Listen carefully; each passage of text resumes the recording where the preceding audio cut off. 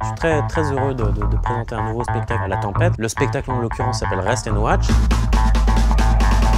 Donc la genèse de ce spectacle, c'est que en 2019, ma compagne est tombée enceinte. Et puis dans le même temps, donc c'était juillet 2019, il y a une autre comédienne avec laquelle je travaille qui est tombée enceinte. Et puis on s'est dit qu'il serait vraiment intéressant de faire un spectacle comme célébration de cette grossesse, une espèce de spectacle prénatal où on se projetait dans le devenir de nos enfants, en ayant conscience du monde terrible dans lequel on était en train d'évoluer. C'est pas une pièce qui repose sur une observation objective, scientifique du monde dans lequel on évolue.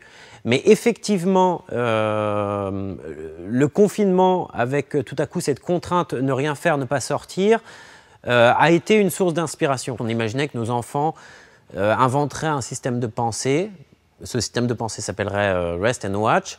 Un système de pensée, la doctrine serait en gros ne rien faire et la nature se débrouille très bien sans nous. Mais donc en dépit de ce contexte-là, les humains restent des humains. C'est les mêmes travers qui nous traversent, c'est-à-dire, je sais pas, la jalousie, le besoin de se réaliser. Les personnages sont traités de manière chirurgicale, c'est-à-dire je m'attarde vraiment à, en dépit de ce cadre fantasque, moi ce que je veux c'est quand même arriver à cristalliser la réalité de ces comportements. C'est quelque chose qui m'a peut-être été inspiré, en tout cas moi ça me fait penser à Marivaux, où il dessine des cadres et puis il regarde ces personnages évoluer, il pose des contraintes qui les obligent à se conduire d'une certaine manière et puis à les mettre face à leurs contradictions. Donc comme Vie et mort d'un chien, Rest and Watch c'est aussi un spectacle sur la famille. Et c'est jouissif parce que c'est vrai que les personnages,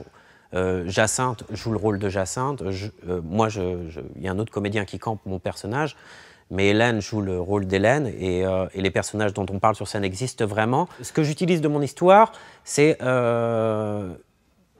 j'en retire ce qui me semble être universel. Si je parle de la famille, de ma famille, c'est pour parler de la famille en général. Si je parle de mon fils et de ce futur-là, c'est pour parler d'un futur commun. Et je crois que voilà, c'est à cet endroit-là en fait où vraiment je crois que c'est singulier de voir ce travail, c'est parce que c'est une invitation pour une expérience collective.